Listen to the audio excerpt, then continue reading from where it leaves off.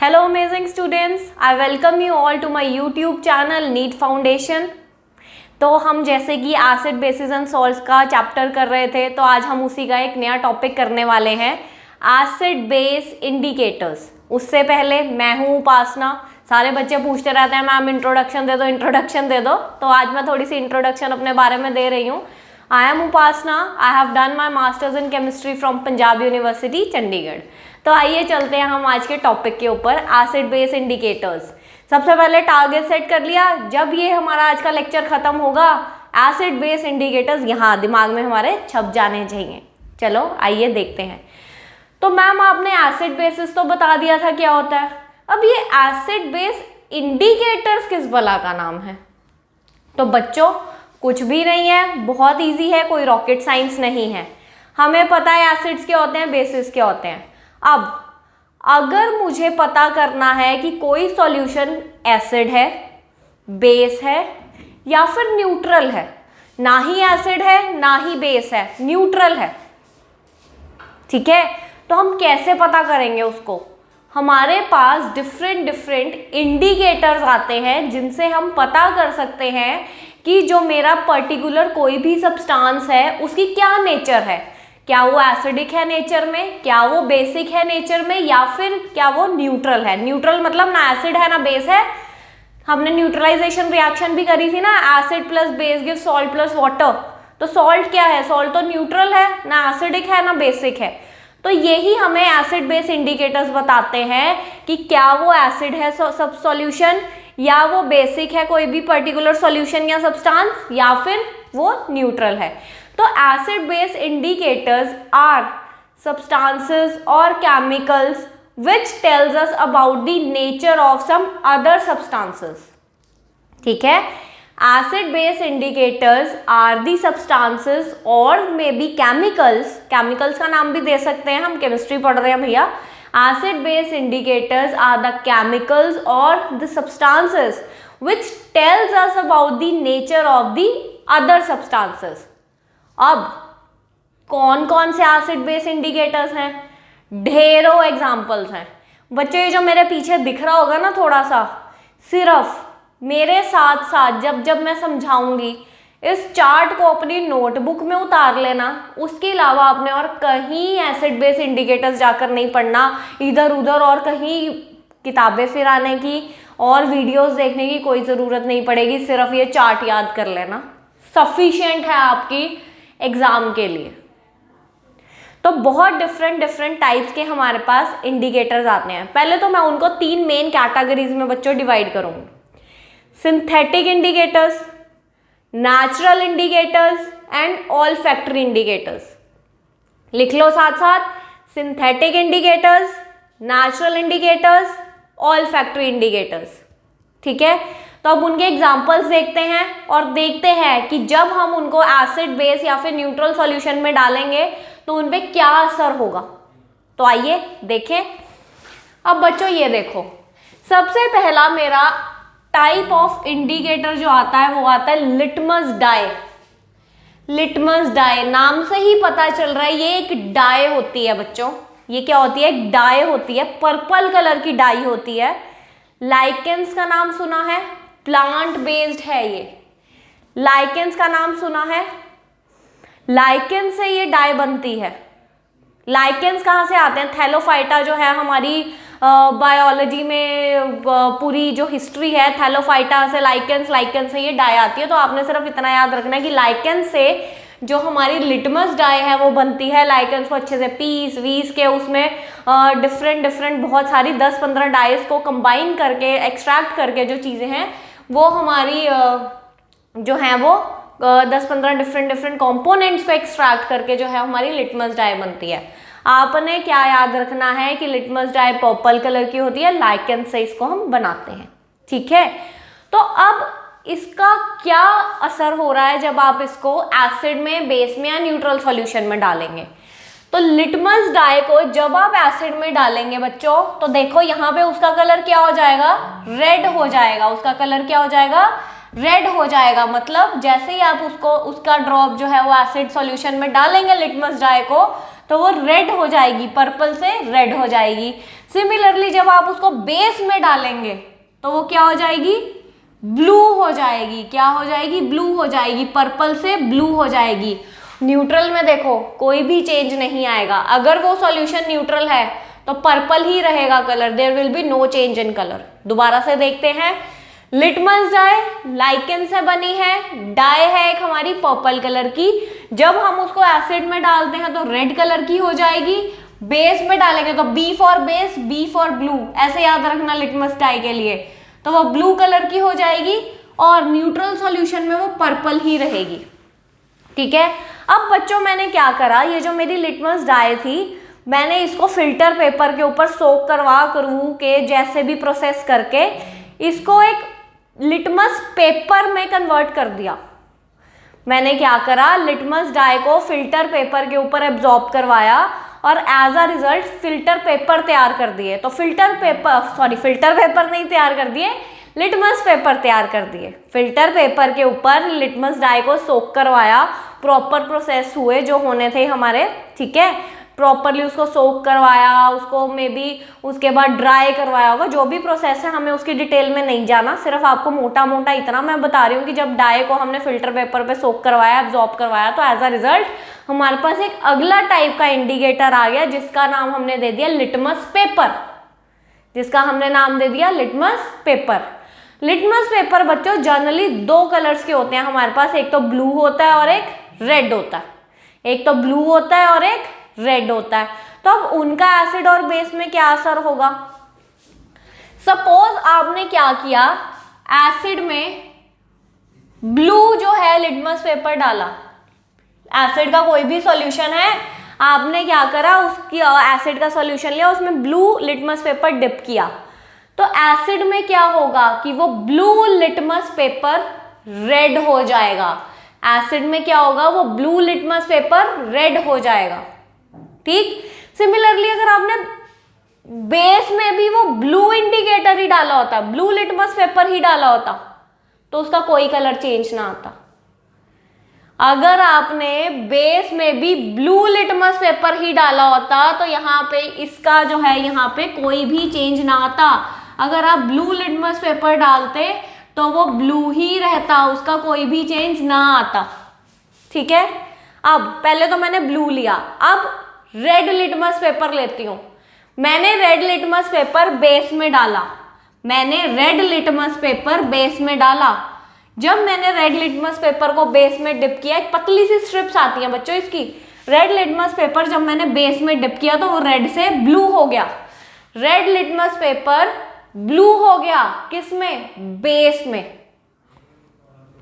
ठीक है, अगर मैंने रेड लिटमस पेपर एसिड में डिप किया होता, रेड लिटमस पेपर एसिड में डिप किया होता तो कोई भी चेंज ना आता, वो रेड ही रहता। तो अभी तक हमने क्या समझा, मेरे पास लिटमस डाई है जो कि हमने लाइकेन से बनाई है, पर्पल कलर की डाई होती है जो न्यूट्रल सॉल्यूशन में पर्पल ही रहेगी, पर जब आप उस डाई को एसिड में डालेंगे तो रेड हो जाएगी, बेस में डालेंगे तो ब्लू हो जाएगी। सिमिलरली एसिड जो है वो ब्लू लिटमस को रेड कर देगा, एसिड जो है वो ब्लू लिटमस को रेड कर देगा, तो दोनों तरफ ही रेड हो रहा है ना। लिटमस डाई को भी उसने रेड किया, लिटमस पेपर को भी ब्लू को रेड कर दिया। सिमिलरली बेस क्या करेगा, रेड लिटमस को ब्लू करेगा, बेस क्या करेगा, रेड लिटमस को ब्लू करेगा। ठीक है, तो ऑब्वियसली पता ही चल रहा है, अगर रेड डालोगे तो वो रेड ही रहेगा, इसमें भी अगर ब्लू डालोगे लिटमस पेपर तो वो ब्लू ही रहेगा। ठीक है बच्चों, और न्यूट्रल, यहां भी कोई भी कलर चेंज नहीं आएगा न्यूट्रल सॉल्यूशन में लिटमस पेपर का। कोई डाउट हो अभी तक तो कमेंट सेक्शन में डालिएगा जरूर, मैं आपकी क्वेरीज का जवाब जरूर देती रहूंगी। अब चलते हैं अगले पे, अब अगला आता है हमारा एक इंडिकेटर मिथाइल ऑरेंज। ये भी बच्चों एक डाई है, जो मिथाइल ऑरेंज नाम की जो बला दिख रही है ना यहाँ पर, ये भी एक डाई ही होती है। जैसे लिटमस डाई के बारे में अभी हमने पढ़ा, वैसे ही मिथाइल ऑरेंज भी हमारी एक डाई है। अब इसका क्या फर्क आता है जब एसिड में डालेंगे, बेस में डालेंगे। जब आपने इस मिथाइल ऑरेंज को, नाम से ही पता चल रहा ऑरेंज कलर की होती है, जब आपने मिथाइल ऑरेंज को एसिड में डाला तो ये भी क्या कर देगी, रेड हो जाएगा सॉल्यूशन। एसिड में डालोगे मिथाइल ऑरेंज तो सॉल्यूशन रेड हो जाएगा। सिमिलरली बेस में अगर इसको अब डालोगे तो ये क्या हो जाएगी, येलो हो जाएगी। क्या हो जाएगी, येलो हो जाएगी। अब न्यूट्रल में देखो ऑरेंज ही रहेगी, no change, orange colour. Neutral में क्या है, ऑरेंज कलर। तो बच्चों मिथाइल ऑरेंज में हमने क्या देखा कि वो एसिड में जब आप उसको डालोगे तो वो रेड हो जाएगा सॉल्यूशन, जब आप उसको बेस में डिप करोगे तो क्या हो जाएगा, येलो हो जाएगा सॉल्यूशन, और जब आप न्यूट्रल में डालोगे तो वो ऑरेंज ही रहेगा सॉल्यूशन। ठीक, अब अगला टाइप का इंडिकेटर आता है फिनोफ्थलीन। ये भी बच्चों एक डाई ही होती है। Phenolphthalein is also a colourless dye. ये कलरलेस डाई होती है, ठीक है। तो जब आप इसको एसिड में डालेंगे, जब आप इसको एसिड में डालेंगे तो कोई भी कलर में चेंज नहीं आएगा, वो कलरलेस ही रहेगी। जब अब आपने उसको बेस में डाला तो वो डाई का जो कलर है, आपके पास बेस है, आपने उसमें ड्रॉप्स डाली फिनोफ्थलीन की, तो वो सॉल्यूशन जो है वो पिंक हो जाएगा। अब एक कहानी और आ गई कि न्यूट्रल में भी वो कलरलेस ही है, न्यूट्रल में भी वो कलरलेस ही है। तो अब ये तो ड्रॉबैक हो गया कि वो ये तो बता देगा फिनोफ्थलीन कि वो एसिड है कि बेस है। अगर तो उसने पिंक हो गया तो इसका मतलब वो बेस होगा। अगर कलरलेस है तो अब दिक्कत आ गई। अब हमें कलरलेस पे ये समझ नहीं आएगा कि वेदर वो एसिड है, वेदर वो न्यूट्रल है। तो वो बेस का तो हमें बता देगा कि कलरलेस आ गया, अगर पिंक आ गया अगर सॉल्यूशन, तो वो बेस है। पर अगर कलरलेस आ गई तो ये फिनोफ्थलीन का ड्रॉबैक है बच्चों कि हमें ये समझ ही नहीं आएगा कि वो एसिड है या फिर न्यूट्रल सॉल्यूशन है। ठीक, अब अगले पे चलते हैं हम, टर्मरिक। टर्मरिक ये कहाँ से ले आए मैम? अरे भैया रसोई में से लाई हूँ, हल्दी। ठीक है, तो ये जो हल्दी है, अगर मैंने क्या किया, इसको थोड़ा सा पानी में घोल दिया तो ये नेचुरल इंडिकेटर की तरह बिहेव करती है। कभी ट्राई करके देख लेना घर में, सिरका विरका डाल के देखना हल्दी को सिरके में कि क्या कलर चेंज आता है, क्या हो रहा है। घर में आज एक एक्सपेरिमेंट यही कर देखना, ठीक है। तब मैंने तो क्या देखा एक्सपेरिमेंट में कि जब मैंने हल्दी का वो जो सॉल्यूशन बनाया था पानी में, उसको जब मैंने एसिड में डाला तो वो येलो ही रही, कोई भी कलर चेंज इसका मतलब नहीं आया। हल्दी तो मेरी पीले रंग की ही होती है। जब मैंने उसको बेस में डाला बच्चों पर तो वो रेड हो गई। तो क्या हो गया सॉल्यूशन, जब उसको मैंने बेस में डाला तो सॉल्यूशन क्या हो गया, रेड हो गया। अब जब मैंने उसको न्यूट्रल में डाला तो भी क्या हुआ, येलो ही रहा कलर। तो इसका मतलब ये भी हल्दी का भी ड्रॉबैक है कि जब हम हल्दी से, हमें ये तो पता चल जाएगा कि वो बेस है, पर जब वो येलो रह रही है तो अभी हमें कंफ्यूजन रहेगी कि वेदर एसिडिक सॉल्यूशन है कि न्यूट्रल सॉल्यूशन है। तो अभी तक हमने दो ड्रॉबैक्स किस में देखे, एक तो फिनोफ्थलीन में और एक टर्मरिक में, है ना। यही देखे अभी तक ड्रॉबैक्स। तो बच्चों ये जो लिटमस डाई थी और लिटमस पेपर मैंने आपको बताया, ये जो लिटमस डाई थी ये तो हम लाइकेन से बना रहे थे जो प्लांट डराइव्ड है। इसका मतलब ये नेचुरल इंडिकेटर है ना।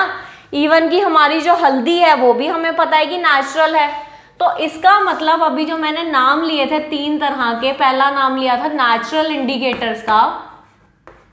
नेचुरल इंडिकेटर्स का जो मैंने नाम लिया था बेटा, उसका मतलब है कि जो मेरी लिटमस डाई है, जो मेरी लिटमस डाई है और जो मेरी टर्मरिक है, ये दोनों ही मेरे नेचुरल इंडिकेटर्स हैं। दोनों ही मेरे नेचुरल इंडिकेटर्स हैं। इवन कि लिटमस पेपर भी मैंने कैसे बनाया, डाई से बनाया है। लिटमस डाई से बनाया है फिल्टर पेपर पे उसको एब्जॉर्ब करके, तो वो भी नेचुरल इंडिकेटर हम उसे कह सकते हैं, है ना। तो litmus paper can also be said to be, litmus paper is also type of तुम्हारा नेचुरल इंडिकेटर। ठीक, पर जो मिथाइल ऑरेंज और जो फिनोफ्थलीन है इनको हम सिंथेटिकली बनाते हैं। ये हमारी सिंथेटिक डाइज हैं। जो हमारा मिथाइल ऑरेंज है बच्चों, अब दूसरे तरह के कौन से बताए थे सिंथेटिक इंडिकेटर्स, है ना। तो जो मेरा मिथाइल ऑरेंज है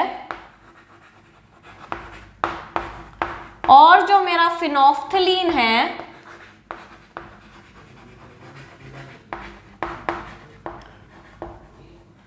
ये दोनों बच्चों मेरे सिंथेटिक इंडिकेटर्स हैं।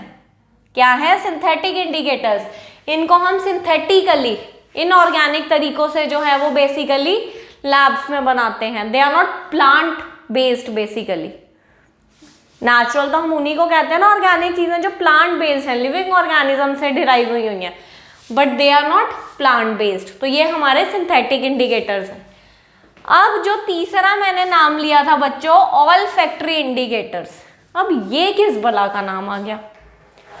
ऑल फैक्ट्री का मतलब है something related to odour. Odour मतलब smell. So the type of indicators whose odor changes in acidic as well as basic solution are known as olfactory indicators. Olfactory indicators are the indicators whose odor changes in acidic as well as basic solutions. ठीक, इसका मतलब कि acidic solution में वो अलग type का odour या smell देंगे और बेसिक सॉल्यूशन में वो अलग टाइप का ओडोर या स्मेल देंगे। हम न्यूट्रल की यहाँ पर ऑल्फैक्टरी इंडिकेटर्स के केस में बात ही नहीं कर रहे, वो कोई फर्क नहीं पड़ता ऑल्फैक्टरी इंडिकेटर्स को, न्यूट्रल में उनका जो भी स्मेल है उससे कोई फर्क नहीं पड़ रहा उनको। तो we are just talking about the acids and base. तो ऑल्फैक्टरी इंडिकेटर्स में बहुत डिफरेंट टाइप के, जो रसोई में ही चीजें हम डेली बेसिस पे यूज कर रहे हैं वो ही बच्चों ऑल्फैक्टरी इंडिकेटर्स में हम यूज कर रहे हैं। जैसे कि प्याज, अनियन, और क्या यूज करते हो? Vanilla extract. Vanilla extract use करते हो ना, छोटी सी एक आती है बॉटल सी, उसको केक्स वगैरह में भी डालते हैं, अलग अजीब सी स्मेल होती है उसकी, वनीला एक्सट्रैक्ट। या मे बी तुम्हारा क्लोव, लौंग वगैरह जो हम यूज करते हैं। तो these kind of natural substances can be used as the olfactory indicators. ठीक है, तो देखा जाए तो ये भी तो है तो natural he, natural indicators, but इनको हमने एक अलग कैटेगरी में रखा है, ऑल फैक्ट्री इंडिकेटर्स की कैटेगरी में रखा है, बिकॉज उनका ओडोर चेंज हो जाता है ऑन द बेसिस कि एसिडिक सॉल्यूशन है या फिर बेसिक सॉल्यूशन है। ठीक, तो अब अगर यहाँ पे हम दो टाइप के इंडिकेटर्स की बात कर रहे हैं बच्चों, पहले की बात कर रहे हैं अनियन की। तो अनियन क्या है? अनियन की स्मेल तो हम सबको पता है कैसी सी होती है, अजीब सी, कुछ नाक पे चढ़ती आती है हमें। अनियन की स्मेल वी ऑल नो कि अनियन की स्मेल कैसी होती है।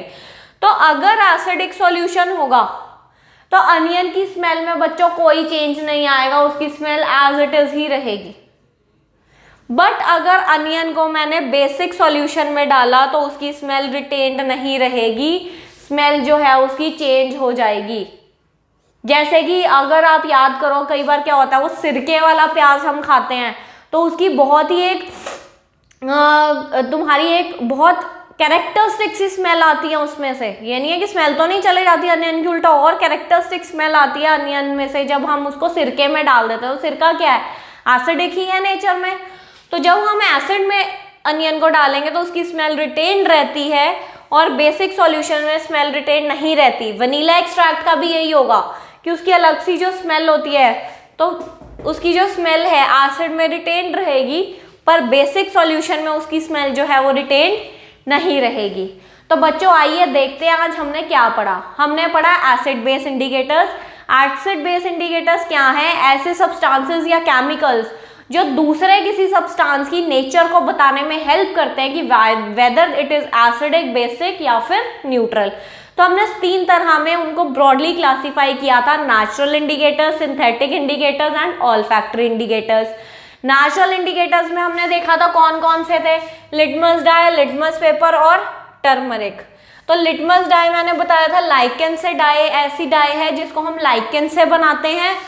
और नेचुरल इंडिकेटर्स हैं ये तीनों ही, लिटमस डाई, लिटमस पेपर और टर्मरिक। लिटमस डाई एसिड में रेड हो जाएगी पर्पल से, बेस में ब्लू हो जाएगी और न्यूट्रल में पर्पल ही रहेगी। लिटमस पेपर का मैंने बताया था कि हमारे पास जनरली 2 टाइप के पेपर्स आते हैं, मार्केट में अवेलेबल है, वो ब्लू और रेड। तो एसिडिक सॉल्यूशन क्या करेगा? ब्लू लिटमस पेपर को रेड में कन्वर्ट कर देगा, red litmus as it is रहेगा एसिड में। ठीक, बेस क्या करेगा, रेड को ब्लू कर देगा, रेड लिटमस पेपर को ब्लू कर देगा, अगर ब्लू हुआ तो वो तो ब्लू ही रहेगा। और न्यूट्रल में कोई भी लिटमस पेपर में चेंज नहीं आएगा, जितना मर्जी उसको डबोते जाओ, hardly matters to the neutral वगैरह, मैं तो आराम से बैठा, मुझे कोई फर्क नहीं पड़ता। उसके बाद हम मिथाइल ऑरेंज पे आए, ये एक सिंथेटिक डाई है। अगला टाइप का synthetic indicators methyl orange and phenolphthalein. Methyl orange synthetic die है, तो जो ये डाई है ये एसिड में रेड हो जाएगी, बेस में येलो हो जाएगी और न्यूट्रल में ऑरेंज ही रहेगी। ठीक, अब अगला सिंथेटिक इंडिकेटर कौन सा था, फिनोफ्थलीन। फिनोफ्थलीन का क्या असर हो रहा है, एसिड में कलरलेस, बेस में पिंक, न्यूट्रल में कलरलेस। तो ये और टर्मरिक, दोनों से हमें यही दिक्कत हो रही थी कि टर्मरिक जो है वो भी एसिड में येलो ही रह रहा है, न्यूट्रल में भी येलो ही रह रहा है, बेस में रेड हो रहा है। तो हमें ये तो पता चल जाएगा फिनोफ्थलीन और टर्मरिक, जो कि टर्मरिक तो क्या है, एक नेचुरल इंडिकेटर है, ये तो पता चल जाएगा कि बेस है कि नहीं है, पर एसिड और न्यूट्रल में डिफ्रेंशिएट करना मुश्किल हो जाएगा हमें, यही देखा था हमने। उसके बाद आखिरी में हमने करे थे ऑल्फैक्टरी इंडिकेटर्स। ऑल्फैक्टरी इंडिकेटर्स क्या है, अभी फटाफट करके हटे हैं, ऐसे इंडिकेटर्स जिनका ओडोर चेंज हो जाता है पर्टिकुलर सॉल्यूशन में, एसिड में भी बेस में भी। जैसे कि अनियन हमने देखा, अनियन को जब आप एसिड में डालोगे तो उसकी smell as it is retained रहेगी। सिरके का एग्जांपल लिया था, बहुत ही कैरेक्टरिस्टिक स्मेल आती है अनियन की जब हम उसको विनेगर में डाल देते हैं, बट बेस में अनियन की स्मेल गायब हो जाएगी, आपको अनियन की स्मेल आनी बंद हो जाएगी। ट्राई करके देख लेना घर में, कई बार वो होता है ना बेकिंग सोडा वगैरह, उसका थोड़ा सा घोल बना के उसमें थोड़ा सा प्याज डालकर देखना स्मेल आ रही है अनियन की कि नहीं आ रही। ठीक, उसके बाद लास्ट हमने ऑल्फैक्टरी इंडिकेटर्स में किया था वनीला एसेंस। इसमें भी क्या मैंने बताया था कि स्मेल रिटेन्ड रहेगी एसिड के केस में, और स्मेल गुम जाएगी, नॉट रिटेन्ड रहेगी बेस के केस में। तो बच्चों, जो मैंने ये टेबल करवाया है, जो 3 टाइप के इंडिकेटर्स बताए हैं, इनको बस कर लेना और कहीं आपको जाने की ज़रूरत है ही नहीं। तो अगर मेरी आज की वीडियो अच्छी लगी हो, लेक्चर समझ आया हो, तो प्लीज़ वीडियो को लाइक ज़रूर करें, चैनल को सब्सक्राइब ज़रूर करें और अपने फ्रेंड्स के साथ शेयर करना बिल्कुल भी मत भूलें।